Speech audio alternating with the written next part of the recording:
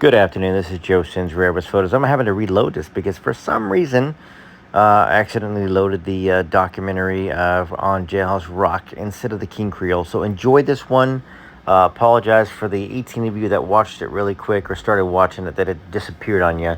My mistake. I was at a winery singing and trying to get something loaded for y'all earlier today, and unfortunately I messed up. But I hope you enjoy this and hope you learn something new about King Creole. And I'll be back at the end of the video.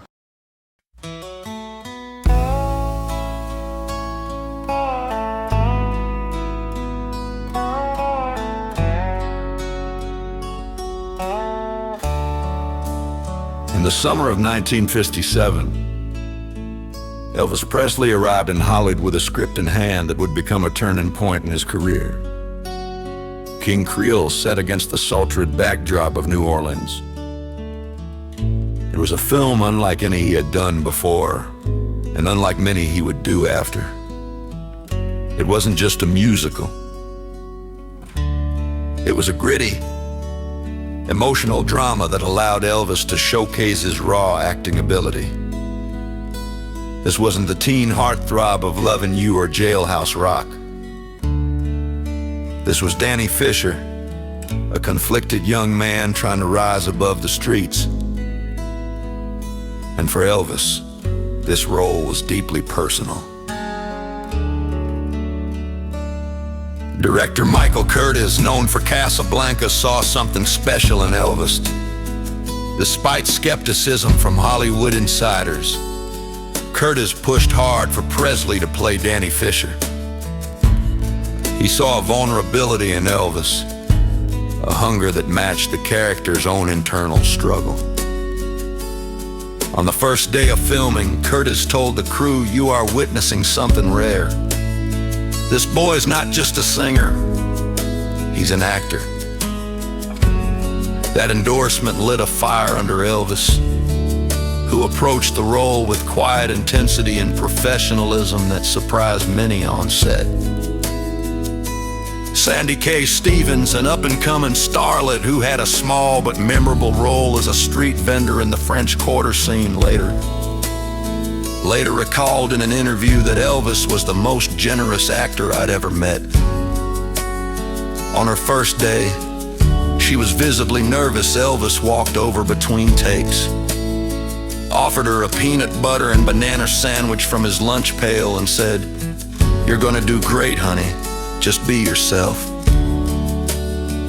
That small act of kindness calmed her nerves and left a lasting impression.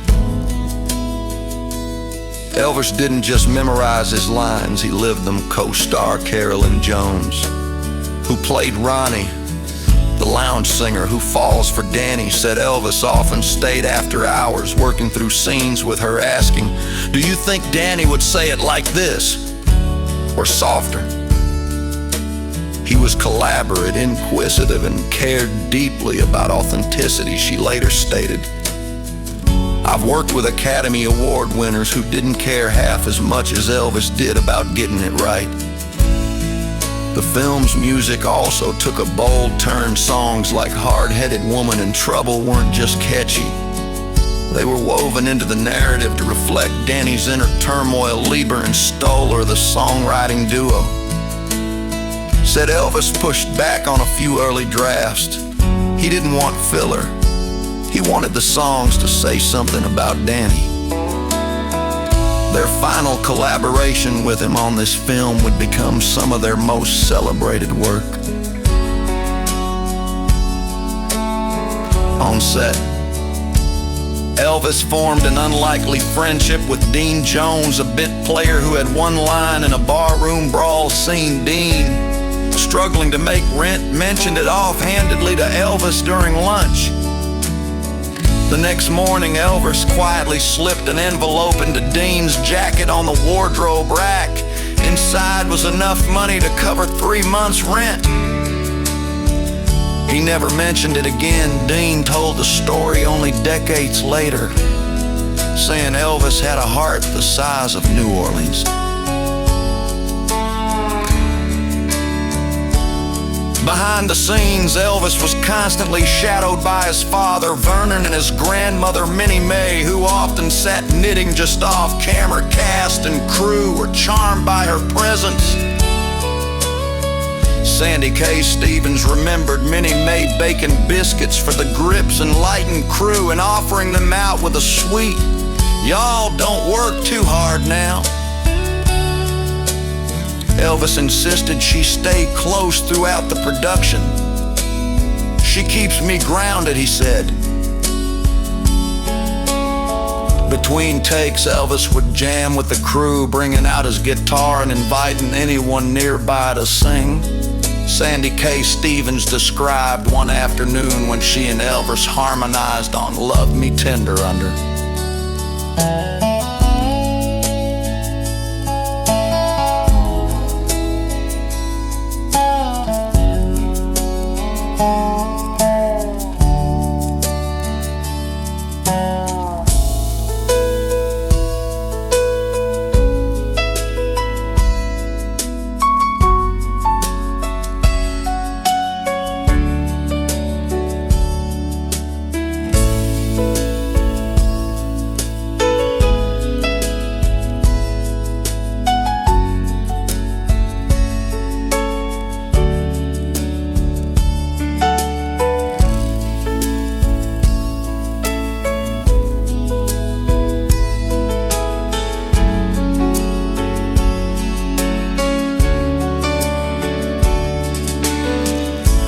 Walter Matthau, who played Maxie Fields, originally doubted Elvis could handle dramatic scenes.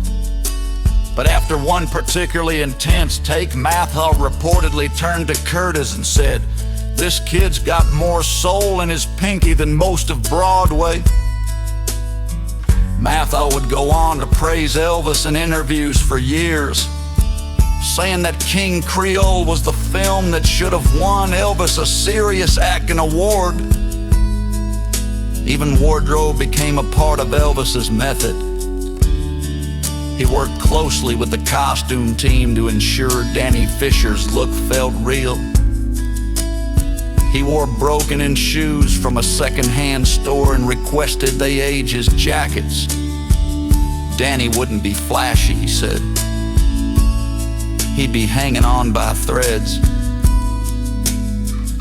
The production designer later said Elvis had one of the best eyes for detail they'd ever seen.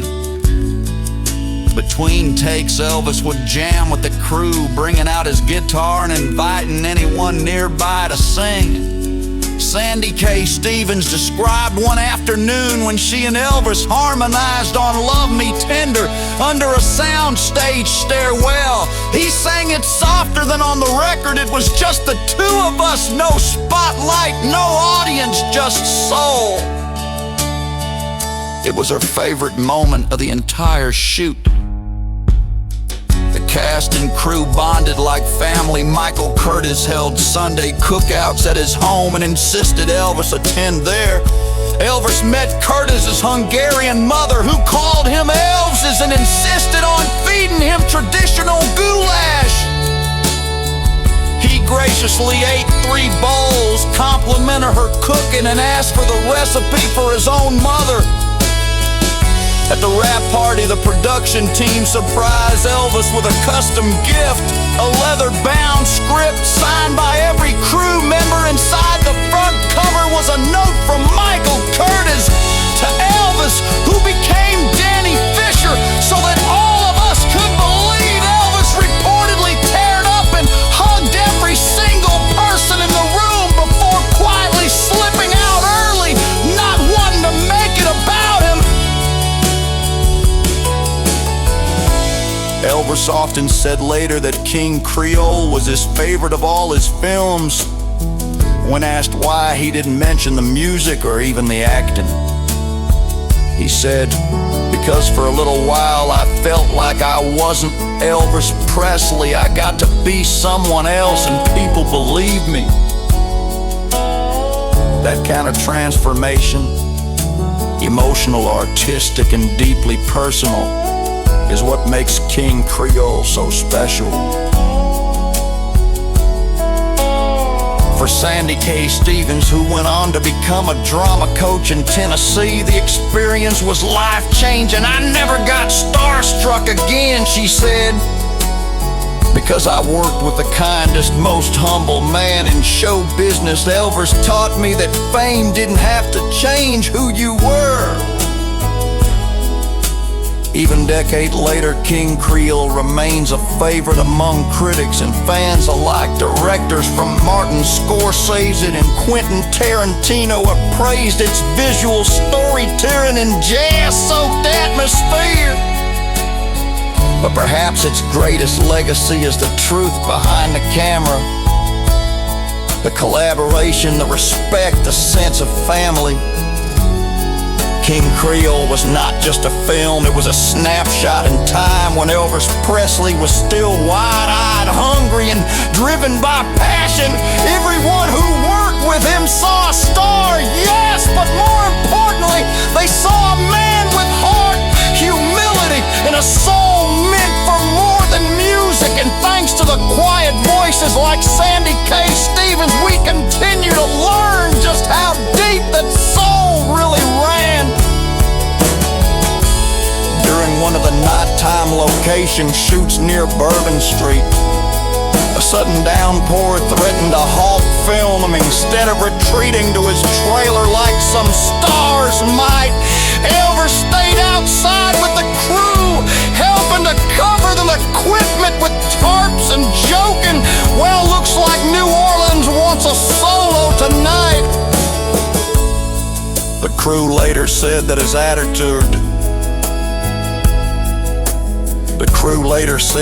attitude during moments like these made him feel less like a celebrity and more like one of the guys.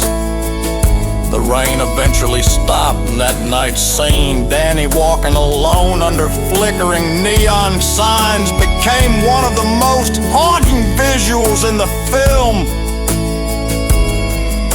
A lesser-known story comes from a young makeup assistant named Gloria Valdez, who had just started working in the industry. One day she nervously nicked Elvis's face with a razor while helping prep him for a scene. Horrified, she began to cry, thinking she'd ruined a day of filming. Elvis calmly took her hand and said, "Honey, I've taken harder hits in a high school football game." He winked, dabbed the spot with a towel, and added, "Now you got your first war wound in Hollywood." Gloria ended up working in makeup for over 3 decades, always saying her confidence started with that one kind gesture from Elvis. Elvis also had a soft spot for the extras, many of whom were real locals hired to fill out the background of scenes. One elderly man who played a bartender shared years later that Elvis made a point to learn his name and shake his hand after every take. He treated me like I was in the lid, the man said, and that's what made him royalty, not the crown, but the character. That sense of humility and respect for everyone on set, no matter their role, defined the atmosphere of King Creole and left echoes in the hearts of those who experienced it firsthand.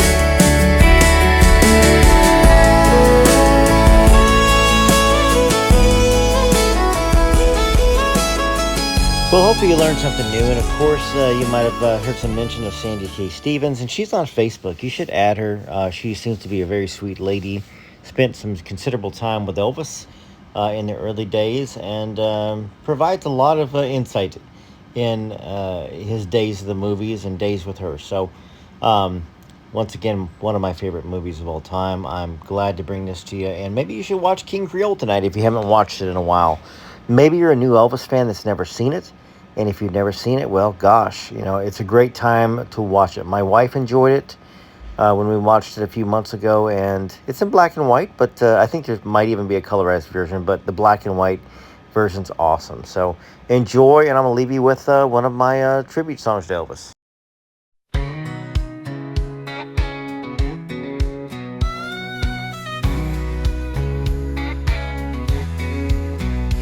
Would the world still be painted black and white if that Technicolor voice had never sung? Would Pat Boone still be the hunk of burning love? Would the world have ever heard Ray Charles or James Brown if Elvis Presley's folks hadn't moved to Memphis town? We went from 0 to 100 miles per hour, from just a seed to a field of golden flowers, from horse and buggy to a rocket ship. Elvis did that with a shake of his hips.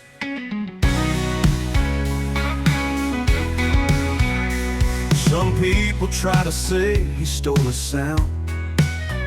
Elvis just sang from down within his soul. With just his voice he broke the great divide between all music that was black and white. B.B. King and Little Richard thanked him. Elvis took the racist world and changed them. We went from 0 to 100 miles per hour, from just a seed to a field of golden flowers, from horse and buggy to a rocket ship. Elvis did that with a shake of his hips. Yeah, hips. This world would look like a different place if we never got to gaze on Elvis' face. We went from 0 to 100 miles per hour, from just a seed to a field of golden flowers, from horse and buggy to a rocket ship. Elvis did that with a shake of his hips. Yes, Elvis did that with a shake of his hips. Yeah, yeah.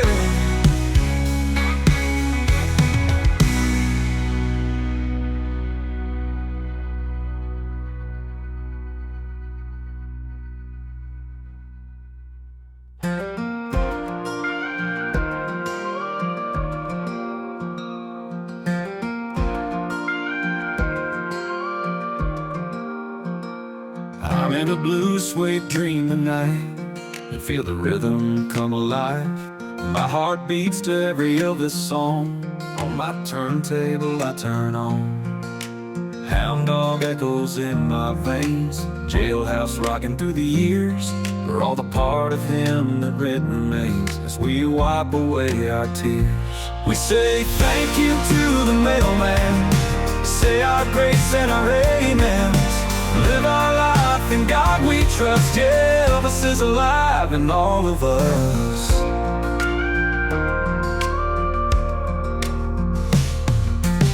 Feel the tremor in the night, guitar strings start to hum, and the stars up there so big and bright as Elvis starts to strum. We say thank you to the mailman, say our grace and our amens. Live our life in God we trust. Yeah, Elvis is alive in all of us.